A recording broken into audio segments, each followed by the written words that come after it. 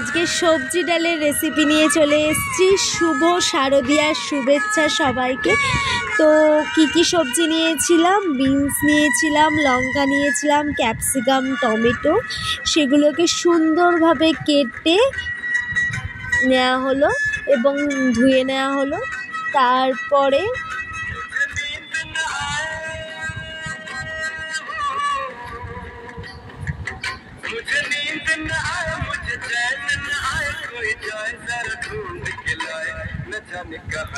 ও হ্যাঁ, অবশ্যই আলু নিয়ে হয়েছিল।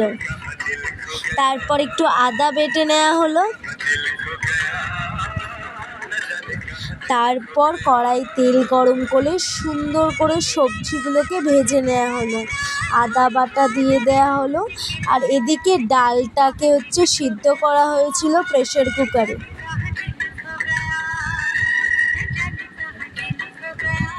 তারপর ওই ভাজার মধ্যে হলুদ, লঙ্কা, জিরে গুঁড়ো, নুন সবটা দিয়ে সুন্দরভাবে ভেজে তারপর ডালটাকে ঢেলে দেওয়া হলো।